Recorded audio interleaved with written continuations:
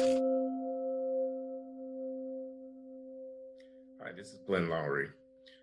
I am recording this introduction to my conversation with Michele Kerr, who is a public school teacher in Fremont, California. This is to be appended to the incomplete video of my conversation with Michele. Unfortunately, I had a technical glitch at the start, and our conversation will begin right in the middle of her stating a sentence. I tried to recover by reintroducing her a few minutes into the video that you'll be seeing. This is the Glenn Show at bloggingheads.tv. Glenn Loury introducing my conversation with Michele Kerr, a longtime follower of the Glenn Show and a school teacher in a disadvantaged population school in Fremont, California. Okay. So, for example, Algebra 1 to seniors, which is a much lower level of at-risk kids. So that's my ability is balancing actual math instruction, but also getting kids motivated. I also teach ESL, and in the past I've taught history, and I'm now teaching engineering. So that's kind of me. So I'm one of the things if you read my essay, I talked about that when we're teachers, if you say I teach kids math, based on what kind of teacher you are, you emphasize a different word of that. So, it's I teach kids math, or I teach kids math, or I teach kids math. I'm definitely the last one. I'm a teacher, capital T. What I teach isn't as important as teachers. We tend to be divas. Mary Hudson, to use a contrast, she teaches kids, capital F, French. Okay, Mary Hudson is about teaching French, just to give an example. That, to her, the purpose of her teaching is to instruct kids in French. The third category, when you're in ed school, and it's really funny because they always act like this is very obvious when you're in ed school, and it's not, which is they go, what's the first thing you do if a kid is misbehaving in your class? And the correct answer is supposed to be, you want to know why they're misbehaving. And I'm like, no. My first thing is, stop the kid from misbehaving, because I want my kids to all benefit. One kid misbehaving is out within reason. I mean, I'm not a disciplinarian or anything like that. If you talk to a subject teacher, they're like, this kid is stopping me from teaching the subject. You are going to get low on the schedule. The correct answer for ed school, which is a very, quote, K orientation, kids, is why is that kid misbehaving? Yeah. I'm like, no offense. I don't care why the kid's behaving. I'm not mad at them. It's not personal, right? But that is a K orientation. In other words, their first thing is they want to help kids. So those are your three kind of areas. I teach kids math. Yeah. I teach kids math. I teach kids math. Okay. Let me just interrupt here for a minute. Michele Kerr, public school teacher, Title I school, low income, disadvantaged kids, Fremont, California, East Bay. I want to redo the intro just a little bit because I'm not sure on the technical side that I got it on tape. Okay. So this will either be redundant or it'll be absolutely necessary. But I am with Michele Kerr. She has an essay that she proposes be published in the Quillette. I hope the editors are listening and that they are persuaded that it's worthy of gracing their webzine. She's reacting to a certain degree to the reflections of another public school teacher, retired now, Mary Hudson, who has been a guest at the Glenn Show in the past, and who has her own essay in Quillette magazine reflecting on the difficulties of teaching disadvantaged kids. Michele is a longtime viewer of the Glenn Show, and she and I have been in correspondence online about these ideas, and I'm giving her an opportunity to express them here because I think we'll all be edified by that. So, okay. Go ahead. What I want to say is just there's an age difference to this. In other words, in elementary school, you're much more likely to be a K. You teach kids, or maybe move into your level at college. It's all subject. It's in fact teaching at the college level is largely, I don't want to say entirely, but being a good teacher isn't as good as being a good publisher. So you're much more about the subject. Yeah, well, let me give my own reflection on this, because I think the distinction is conceptually interesting, that you can put the emphasis on the subject. Of course, I'm a teacher of people in doctoral studies and economics, and therefore, of course, if the emphasis is on the subject, you can put the emphasis on, I almost want to say, a kind of therapeutic or supportive relationship with the child. where maybe you're surrogate parenting or something like that, or you're a little social worker surrogate or something like that. Right. Or you can put the emphasis on the pedagogic goal of teaching. I assume that means informed by the requirements of being effective at that pedagogic role in the circumstance where you're dealing with kids who may be burdened by economic disadvantage, by disorder in their home life, by peer influences that are deleterious, and all of that. Put another way, all teachers care about the T, the K, and the subject. All of them do. The issue is where they orient. So in other words, what part do you kind of focus on first? So, and that makes a difference. The reason I mention that is because in high school, particularly today, and I'm saying going back, say, 10, 15 years, as we have increasingly put academic demands on high school, which means that teachers really are dealing with, particularly in low-income schools, are dealing with kids who aren't always ready for the subject material. And in teaching, one of the buzzwords is will and skill. So a student can be low skilled but try to learn. Student can be low skilled but not interested in learning. You occasionally get high skilled, not interested in learning. They're rarely a huge problem, but it does happen. So what I'm saying is that when you couple these two things, the teacher orientation with the kids in high poverty schools, you then start to run into stories like Mary Hudson's. Because, well, I think any orientation you can make work. In other words, any particular teacher can figure out a way to work in a school with at-risk kids who don't really want to be there or aren't really prepared to be there and make it work. But when you read something like Mary Hudson, it's like, no, she was all about teaching French. She walks in the first day to class to a high poverty African-American school and starts speaking French. And it went downhill from there. Whereas for me, if you said, no, I don't teach French and I don't want to, I speak a little bit, but I'm not a language person. If you told me I was going to do that, I would go in and say, you might want to go to Haiti someday. You might want to go to West Congo someday. You might want to be a social worker and work in the West Congo and help people, right? And then I'd say, they go, well, I don't know where Haiti is. And I go, oh, let's talk about Haiti. And I might eventually get around to teaching French, But to me, the purpose would be they're sitting there, they're learning something, and that's a step ahead, and, slowly introduce French. And of course, the more I did it, the more I would start to figure out ways to get French, the language, in sooner. You know what I'm saying? Whereas a K teacher might not ever, and I know a lot of language teachers, not at this school, thank God, but at others, where they do very little language teaching. You know what I'm saying? They're all K all the way. But just to show you, so when I read that, it was like yet another story from one particular segment, which is inner city, low income African Americans. When you hear the quote, the kids didn't care, they were awful. Ed Bolin, who wrote a book called Hold on. There's too much information, I think. Oh, sorry. I'm only cutting you off so that we can put this as a progressive kind of thing. I really want to hear from you. But how I do at the Glen Show, I like to try to summarize and keep track of where you do it very well. Because I'm hearing some very interesting stuff. I mean, I'm hearing, the kids are not all in the same place and we have to meet them where they are. And I'm hearing disadvantaged kids are disadvantaged. Duh, they are disadvantaged. And therefore, even if they have the will, they may not have the skill, whatever the skill is, to tackle whatever the subject matter might be. And I'm hearing that whereas the profile that the kids are bringing into the classroom is relevant, and the attitude that the teachers bring is relevant, what's really important is that those two things be coordinated with one another, that the teacher's pedagogic approach has to be well adapted to where the kids are and what they're capable of doing.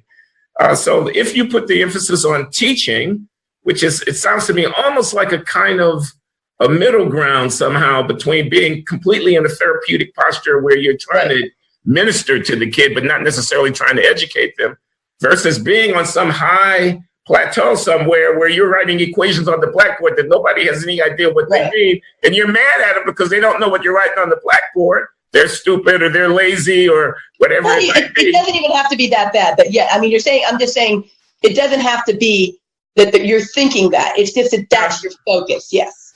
Okay. And you want to teach. You want to teach kids by meeting them where they are. Can you you had a beautiful example in something of yours that I read it might not have been the draft for the Quillette piece. It might have been something else I clicked on, where you were talking about teaching this kid how to solve these little math puzzles. Yes. By drawing circles on a piece of paper. Yes. That was beautiful. Yes. Mary, share that with us, Oh, Michele. that was a story I wrote for. It was a terrible title called Higher Standards in Santino, but it was my second year of teaching, and it was all Algebra 1 that year. That was the last year I taught Algebra 1. I still get minor post-traumatic flashbacks from teaching. If somebody said, "Hey, go teach Algebra 1," I'm like, "Ah!" And it was because the range of abilities was so huge. You had some bright and shiny freshmen who wanted to be there, some bright and shiny freshmen who didn't. You had seniors that were just trying to figure this out.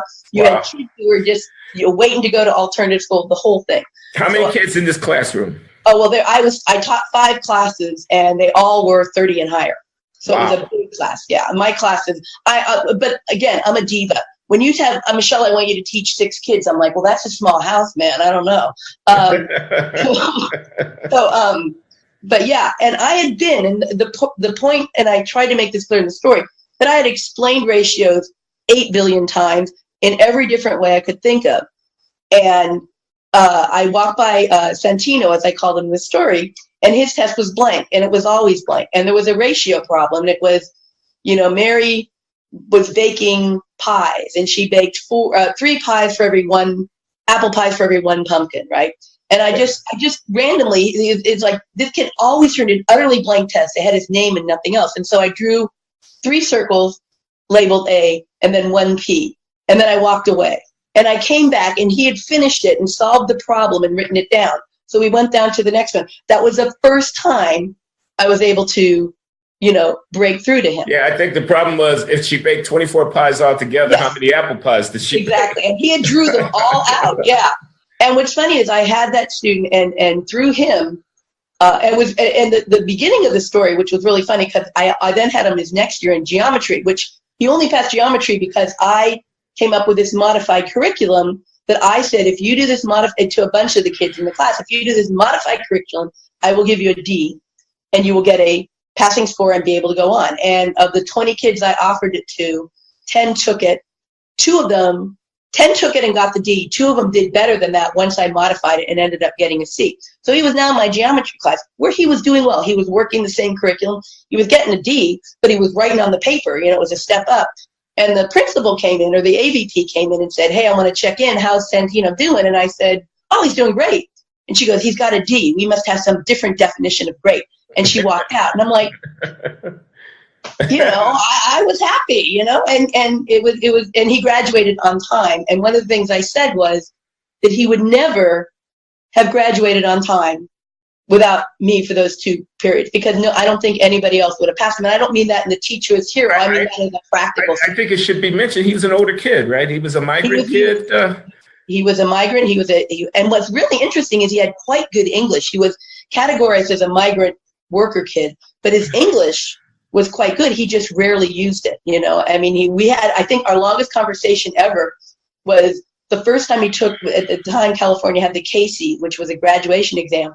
And I had put together a prep for my sophomores. And keep in mind, algebra as a freshman class, at the time was technically behind in California. So to be an algebra in your sophomore year, which means you had failed it 3 times, 2 times, this was your 3rd time through.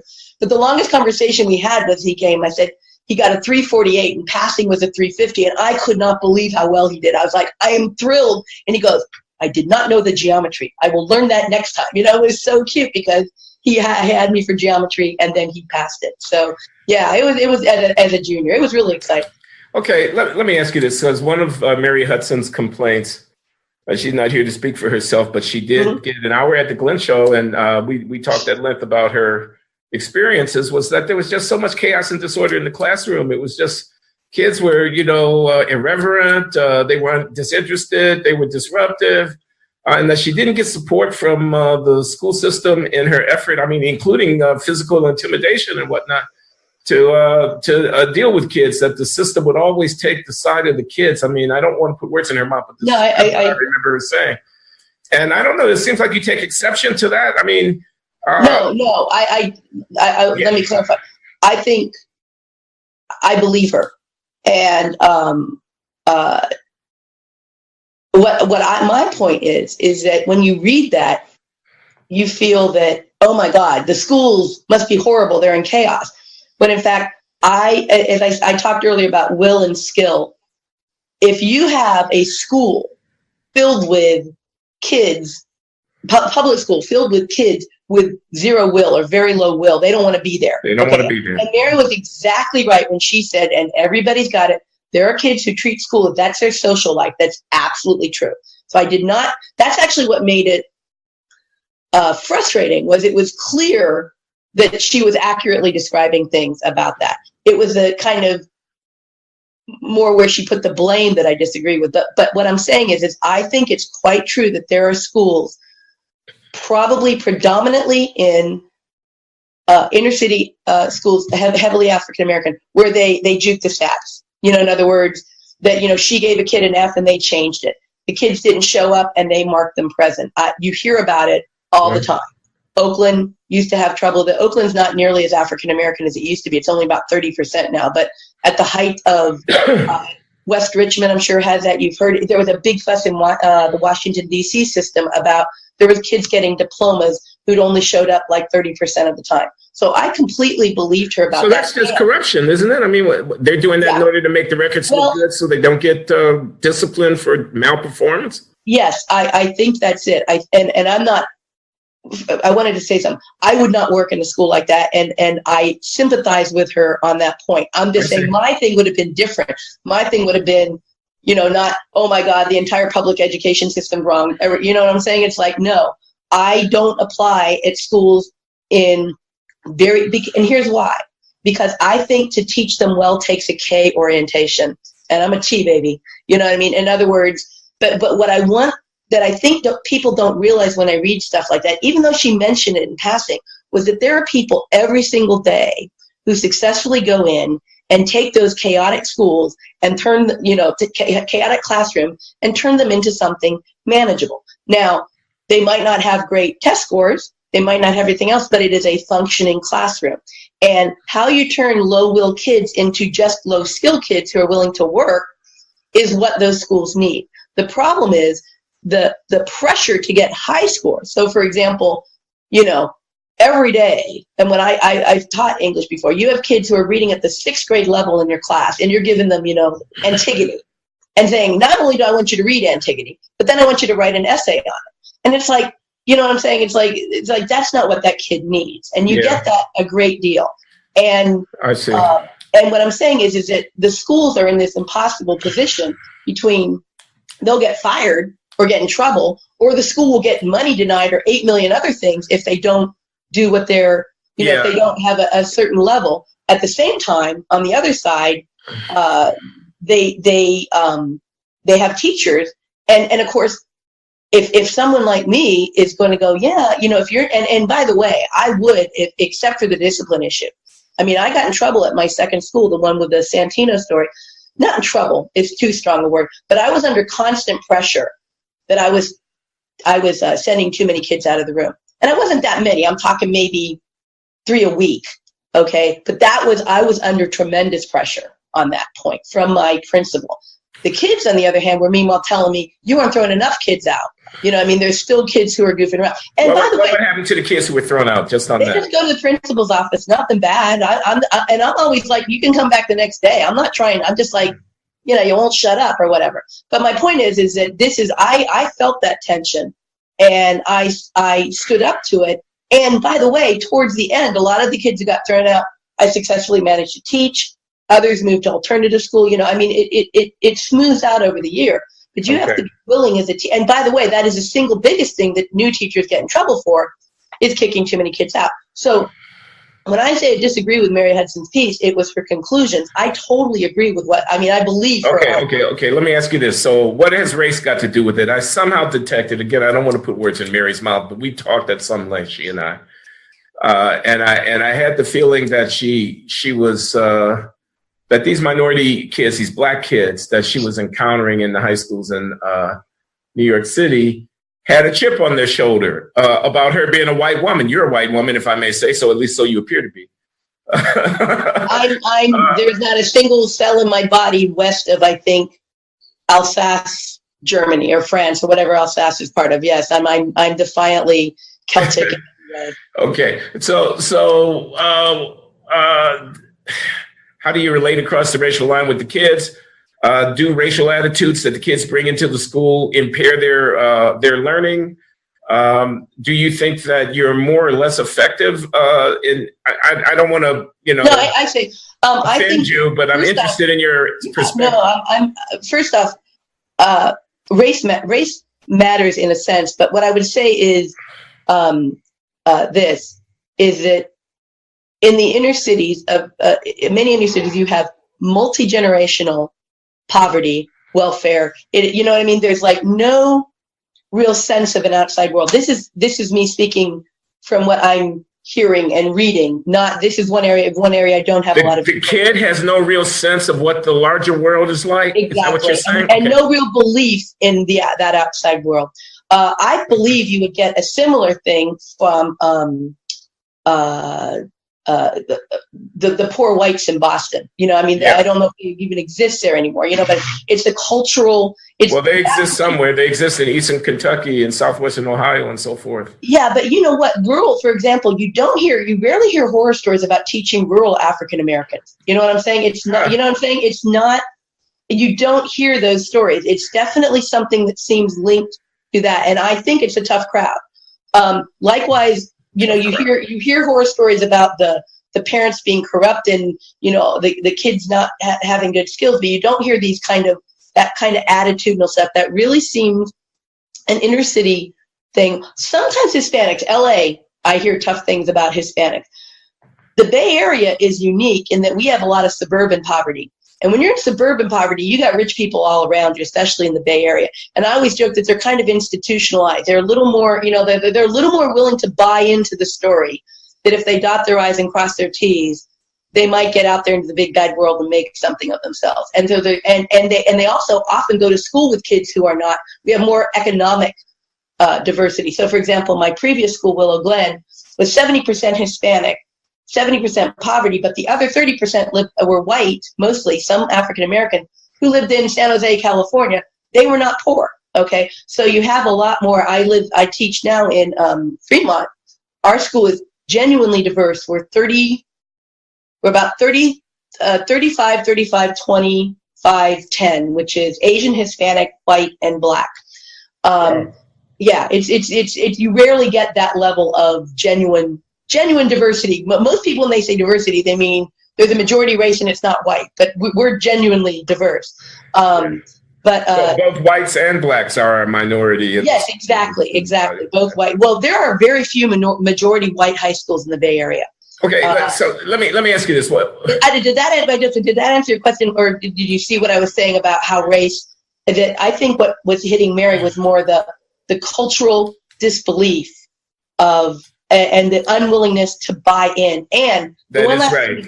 I do think that, again, this is hypothesis, not anything I have. I think that in that environment, the kids like that, absolutely, before anything, going back to the ed schools were right, before anything, they need evidence that you, the teacher, care about them, that might be something they need. This would also explain one other thing. Are they going to believe you, or are they going to believe her no matter what she does? There's plenty of stories of whites succeeding in that environment. Remember, the New York City, say what you will, the New York City school system is, I think, 25% African American, and a lot of the schools are functional, and not just the charter schools. You know what I mean? So I believe that there are. That's what I was getting at is that, she made it sound like that's everywhere, and as opposed to there's a lot of teachers every day making it work in Chicago, New York, San Francisco, everywhere else. Do you think? Where are you on standardized testing? Do you think that we should pay attention to the test scores and lament the fact that they're so low for minority kids in urban school systems? And whose fault is that, if that's a problem? Well, fault? Maybe that's not a useful question. Yeah, well, no. Do I believe in standardized tests? Yes. In fact, I'm very concerned that colleges are stopping using standardized tests, that there's a move to do that. I find it extremely concerning. Because we're one of my major concerns is that colleges are just eliminating any notion of a standard to get into college. And that's very concerning to me. So I'm a big believer in standardized tests. I would like to see, again, if you look at a high school test, not so much in California these days. California's gone to one test their junior year. But I want the tests to be ones that the kids sit down and they try it and it like, oh yeah, I can do this problem. Oh, I can do this next one. That one, to engage them. And a lot of times the expectations, going back to this belief, the belief is that everybody can achieve at the same level. And that if they can't achieve at that level, forget it. I'm not going to take a position on whether everybody can achieve at the same level. Well, no, I will take a position. Not everybody can achieve at the same level. So the question is, though, is that I don't think there would be a problem in our society with the statement that not everybody can achieve at the same level, were it not for the fact that there's a distressing racial, predictive level to where everybody is. That's the problem. And school is defined by the racial achievement gap. Everything we do is trying to change that. So I got to stop you. I got to pause for a minute. I think this is so important. First of all, you're worried about colleges abandoning scrutiny of standards and when they're making admissions decisions, and the trend toward not relying on test scores for college admissions troubles you. And I see that as being very well connected with what you just said about believing that everyone cannot achieve at the same level, and recognizing that acting on that belief will then render vivid and apparent the racial disparity in the levels at which people are achieving, racial achievement gap, and so on. And I was talking with someone here at the Glenn Show a few weeks ago, Amy Wax, a law professor at the University of Pennsylvania. I watched it, yeah. And we were talking about this, and this issue of kind of flattening out assessment in order not to expose differential development. That's how I'm going to phrase it. Mm-hmm. The grade, okay, if somebody's getting an A and somebody's getting a C, the reason that we have this differentiation presumably is to inform ourselves and the students about what is possible, what they've achieved, where they stand, what needs to be done. It's this kind of feedback. You're assessing people because there is gradations in performance. On the other hand, and with reason, people are reluctant to trumpet huge racial gaps. First of all, it promotes this insidious belief that the blacks are genetically inferior or whatever. Secondly, maybe it kind of blames the victim, it puts it on the kids or the kids' parents or whatever, that they're backward, behind, and so then we kind of want not to make a judgment. And I will say, for my own account, as an economist, but also just as a reflective African American, I think that's a disaster. I think it's a disaster to not take seriously the disparities that are there, for fear that it's going to either hurt feelings or that it somehow makes one racist for calling attention to these things. But I do think the key is that you don't kind of derogate and denigrate the worth of the kid because of this. You recognize this as a challenge, and you try to find a way of meeting it. I don't know, something like that. I'm not sure exactly how to put it, but so you say the achievement gap is everything. Do you think it gets too much focus? Yes. How do you feel about that?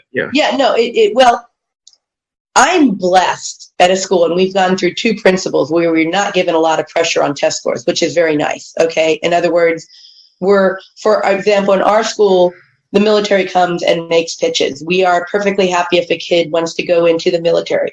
We encourage, there's some kids, there's a trade, they get a connection into the union and go into trade school. We're very good on that point. So I have not personally struggled with that much. But what I would say is this, I would go twofold. One, there is no such thing as an absolute meritocracy. I do tend to agree with that. Let me give you an example. We have, you talk about this too, in the New York specialized schools, we have a dominance of Asian Americans, Asian immigrants, who are doing much, much, much better on test scores. It's getting far more competitive to get into all of the universities, right? And as everybody knows, if you just took test scores, test scores and grades, most of them would be, the Asians are already disproportionately represented. Mm-hmm. I haven't seen, and I never know how to say this without sounding snarky, and I don't mean it snarky, I have not seen a corresponding massive blast of improved achievement. You know, I mean, we're not seeing, you know, we're not getting to the moon. We're not, you know what I'm saying? It's like the average graduate coming out is not, in my mind, of even Harvard, more impressive. They're just more Asian. And so it's like you know, does that make sense? In other words, we're just. Well, let me make sure I know what you're saying. The Asians are getting higher test scores than everybody else, and therefore getting into some of these elite schools at a higher rate. But at the end of the day, they're not necessarily better engineers, Yes. writers, lawyers, physicians than anybody else. I think that's what you're saying. Yeah, and I'm saying, I mean, and I you know, it's like so there's those are issues that I don't know how you resolve, but it's like I want to give a nod to those issues. I am not a test score purist. Mm-hmm. I believe that, I mean, and I did not believe this 10 years ago before I became a teacher, and it's not been something I just jumped to as a teacher. But I'm now at the point where if we set a particular standard, let's say comfort with Algebra 2 level math, that is polynomials, factoring, transformation, you know, I mean, Algebra 2 and higher, 10th grade reading level, which is something to aspire to. Yeah. You know, corresponding like some reasonable level that right now is not achieved by most kids, that you could basically do a lottery. And if not a lottery for private schools because you don't want to make them, I'm definitely at the point of saying our public schools should be focused purely on taking only, public universities should only be taking kids at that level. That's it. In other words, if Harvard wants to take on, you know, 10 basketball players with SAT scores in the 300s, and if they also want to, you know, take, 5,000, I'm kidding, they don't take 5,000, a bunch of Chinese, literally Chinese nationals who probably cook the books, that's up to them. But in our public universities, they need to have a standard. But what's happening instead is our public universities they're very K, trust me. And they're very dedicated to getting in people who can't do the work. And we're in the process of destroying a college degree, diploma, the value of it, just utterly obliterating it to the point that the only thing that will matter is which school you went to, because they'll be able to kind of judge, or which major you have, so they'll be able to kind of judge what it is. That, to me, is tremendously troubling. And this is so interesting, Mary. Let me just interrupt you for a minute, Michelle. Yeah, it's okay. So your standard is so modest. Algebra 2 in a 10th grade reading level. I mean, that ain't asking a whole lot, okay? As somebody who's getting ready to go to college. Yes. We're about to destroy the value of a degree because the standard setting has become so lax. And then at the end of the day, all that'll matter is the warm glow kind of prestige value or brand value of the college that you go to, because college in and of itself won't be telling you that much. Do you know what the Cal State University system has done, right? Have you heard this? No. Not just Cal, it's Cal, Tennessee, and I forget the other state right now. They have eliminated remediation. Now, remediation with what you did is you accept somebody in.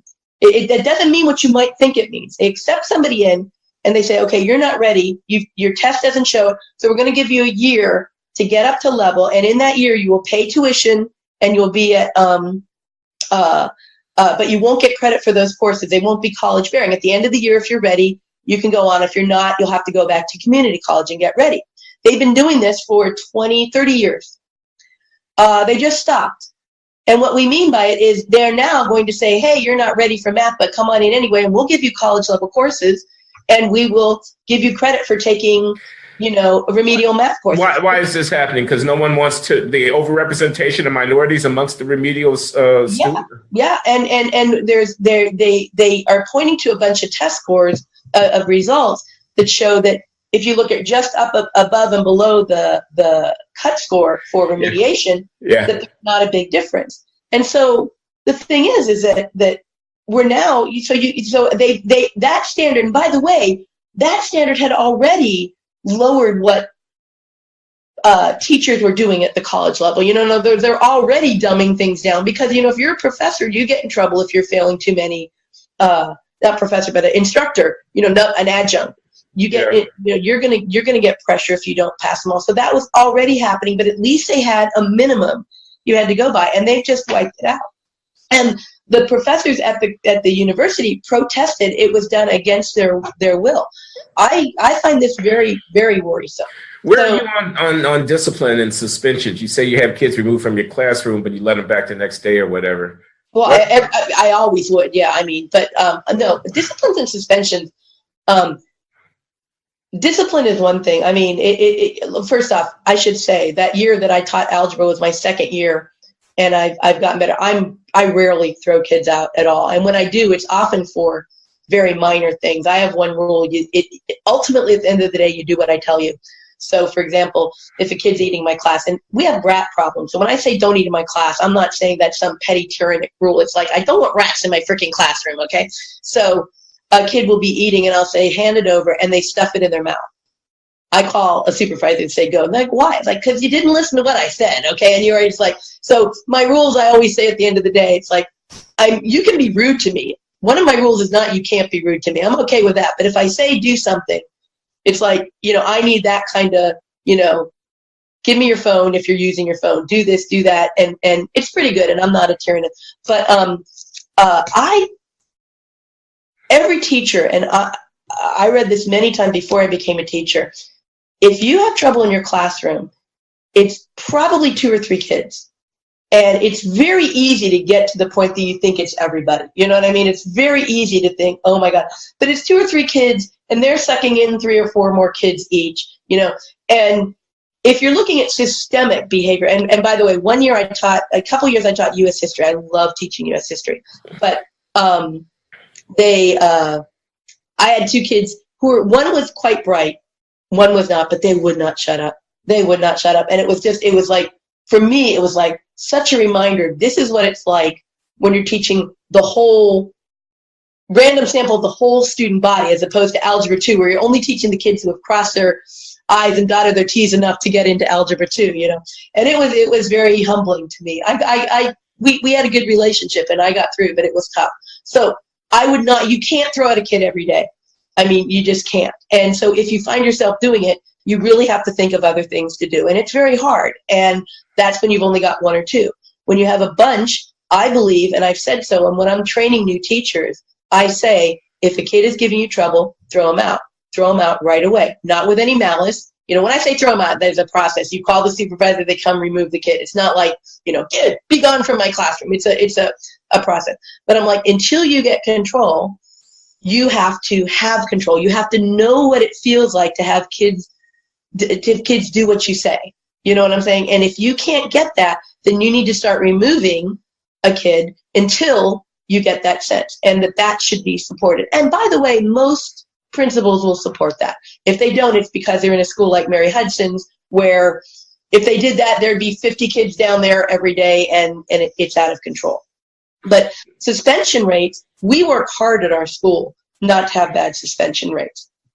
And one of the reasons I believe that we're able to do that is because they hire teachers who are either T or K, as well as some, they hire some academic teachers as well. But they do make sure that they're looking for teachers that are not looking for perfection, that are looking for engagement and investment and helping a kid move the needle. And that's what they look for. And if you get that, you can do more of it. The suspension issue larger, one last thing. It's really about discipline. And if you look at the discipline rates and the suspension rates and see them, you really need to know what were they for. And schools are under tremendous pressure to have racially balanced. I mean, you know what I'm saying? They're under tremendous pressure.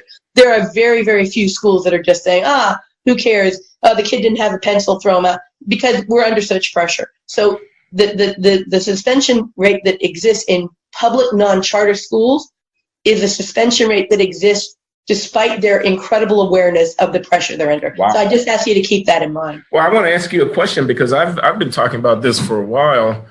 Following the debate that arose after the President Obama's Department of Education sent a letter around to local districts calling their attention to racial disparities and suspension rates, and basically, kind of threatening that there could be some problems with civil rights litigation if they didn't get those numbers more in balance. And then the Trump Education Department, Betsy DeVos, apparently backing away from that policy, and people saying that that's the wrong thing. And obviously I'm no expert in education, and I wonder what you think, but the thought in my mind about this was, well, you know, if school districts really are discriminating against the Black kids, the Black men in particular, by same behavior exhibited by them talking back to the teacher, having the cell phone, eating in the classroom, whatever it might be, leading to suspension if they're Black, but not if they're white, well, that would clearly be a problem. Differential treatment, unfair treatment. That would be a problem. That's discrimination. The Office of Civil Rights and the Department of Education ought to be interested in stamping that out. On the other hand, I thought, suppose, however, that maybe because of culture and, you know, social circumstances, family life, you know, community organization and whatnot, on average, not everyone, Black kids are coming in with more behavioral issues that are leading to them getting suspended. That doesn't make them bad. I'm not trying to blame them, but just say that's the case. I don't know if it's the case or not, but if it's the case, then putting pressure on school districts to eliminate the racial gap in the suspension is maybe not the best policy, because it fails to actually address itself to the underlying behavioral difference, which is not discrimination and not unlawful, but which is something that ought to attract the attention of educators, because it's part of the educational mission. And I'm stimulated even more to think in this direction when I realized that it might have implications for what kind of teacher I want to have in the classroom with the students. I want a K teacher more than I want a M teacher in the classroom with the students, kind of thing like that.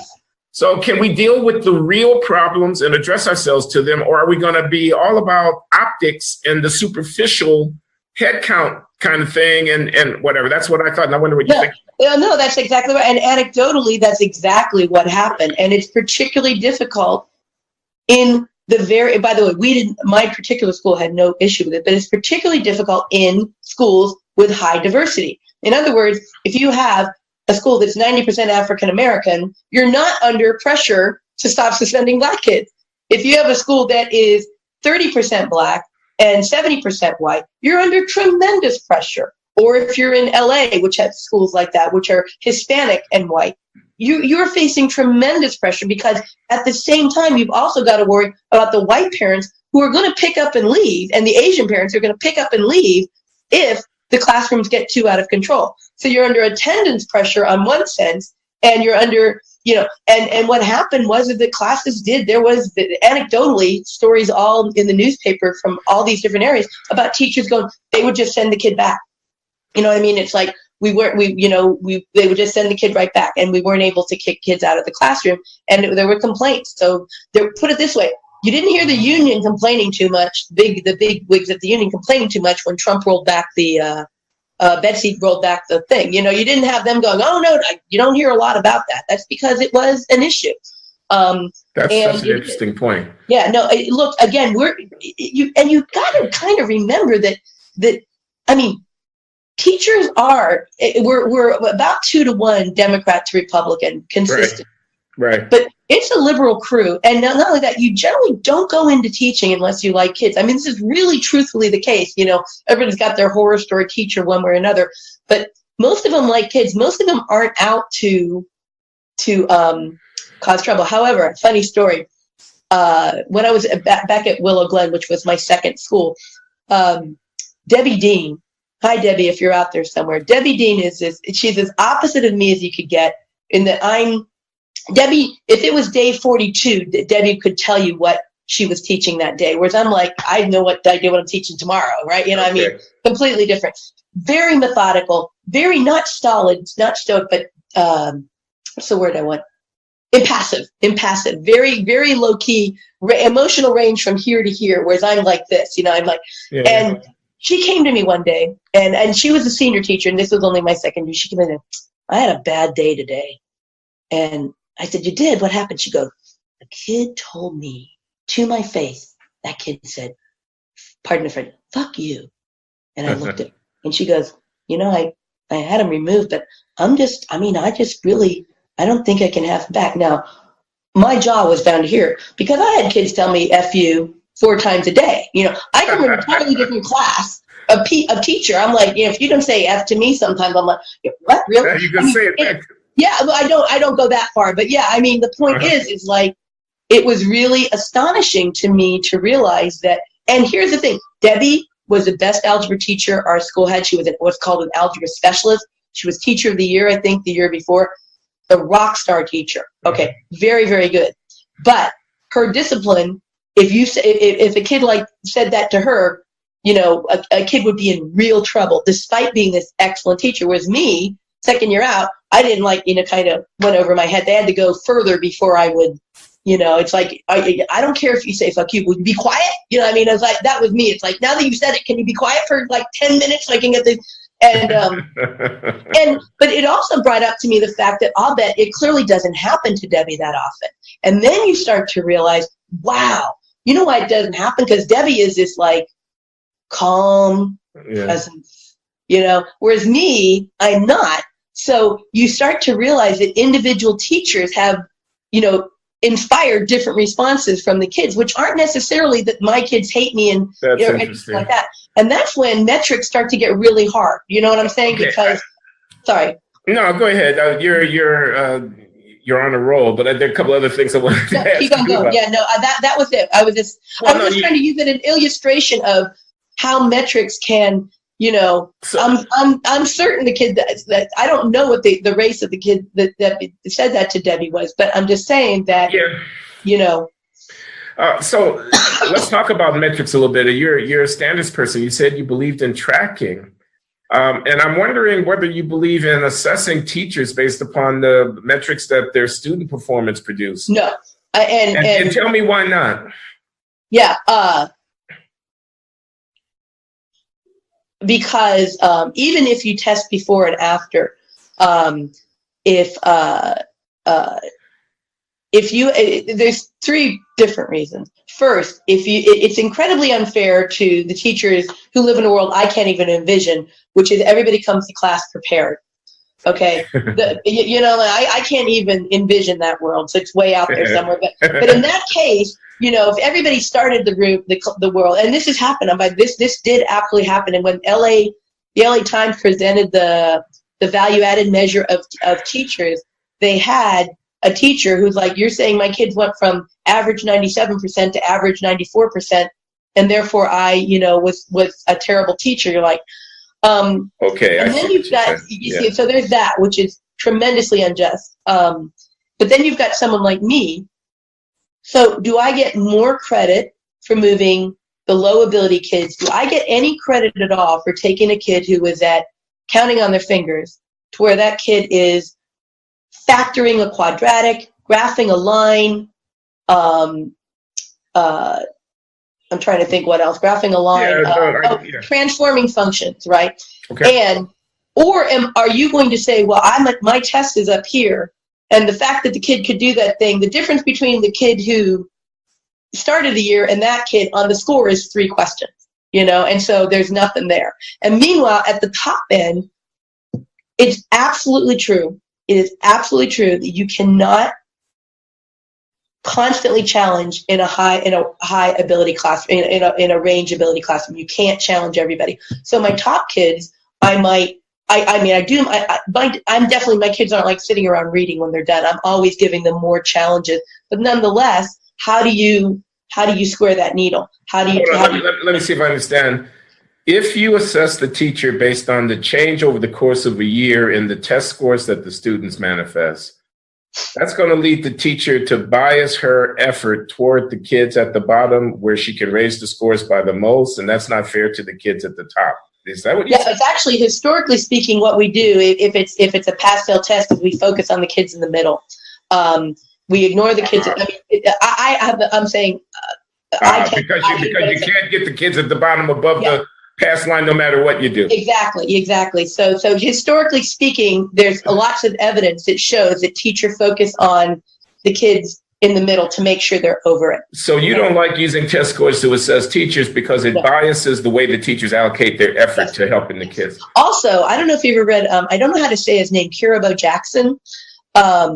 He does a lot of work showing, which again, and I probably believe this because I forget what that is, where it confirmation bias. He's got a lot of work showing that the teachers who help the kids on metrics like attendance and engagement, that those efforts last longer than teachers who raise test scores. And I'm stating it badly, but in other words, and I absolutely believe that. I think we focus a little too much on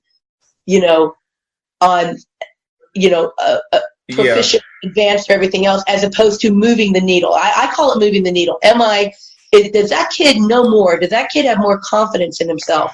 By the way, this is a key.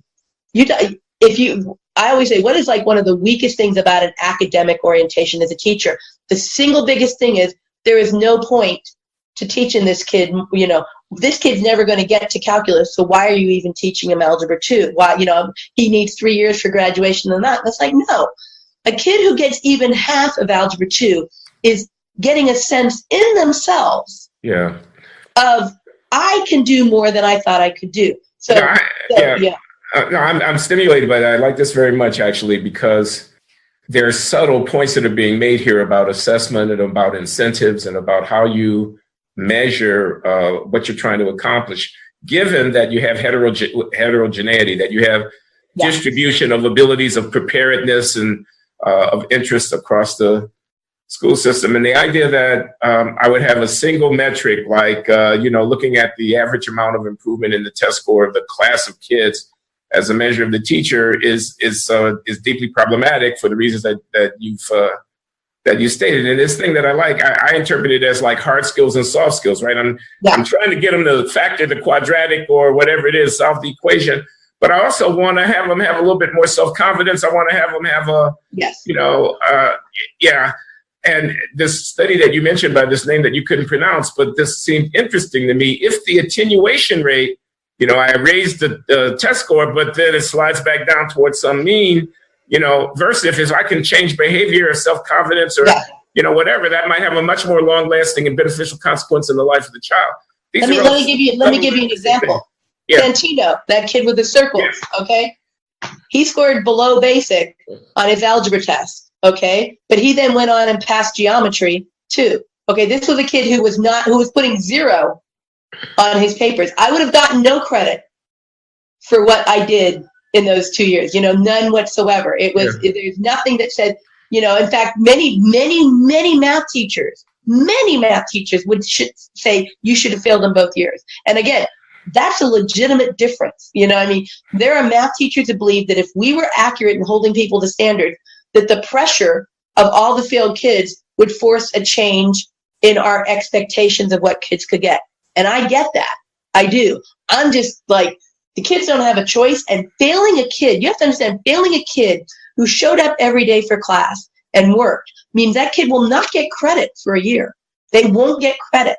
And so you're putting them on risk to not graduate. So I don't want to say that the teachers who say you should hold the standards are bad or evil.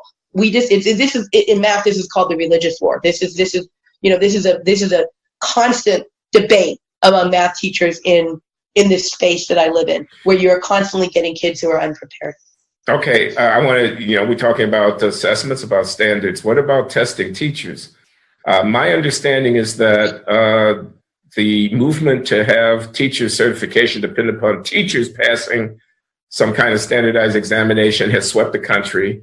And that one consequence of that has been that a lot of Black, especially and Latino prospective teachers are being rationed out of the system because they're unable to perform well enough on the state certification test.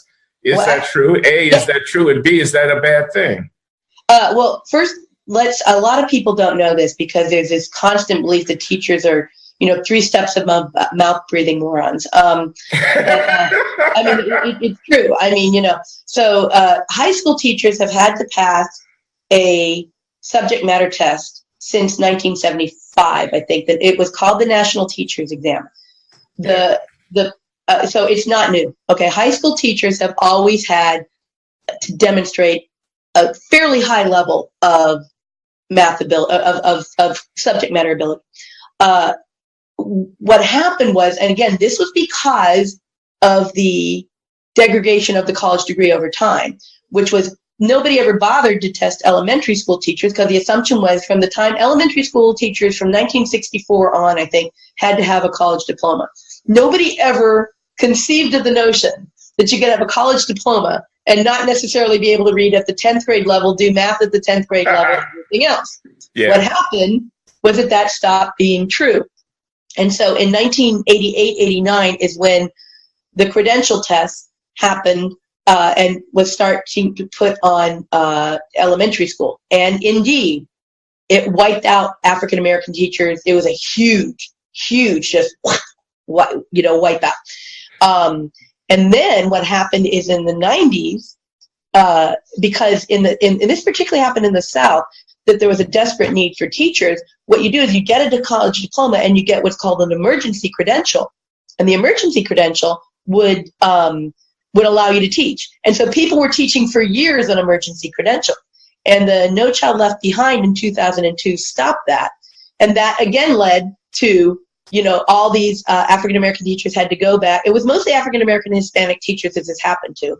They had to go back to school. They had to, not go back to school, they had to go back and take a test to prove their competence level. And there was a lot of failures in that.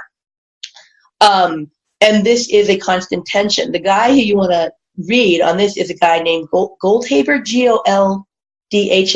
As you can tell, I'm terrible with last names. Dan Goldhaber. He's done research, and see, the thing is there is almost no research showing that smarter teachers get better outcomes. There is a depressing amount of research showing that you're doing the cuts. Oops.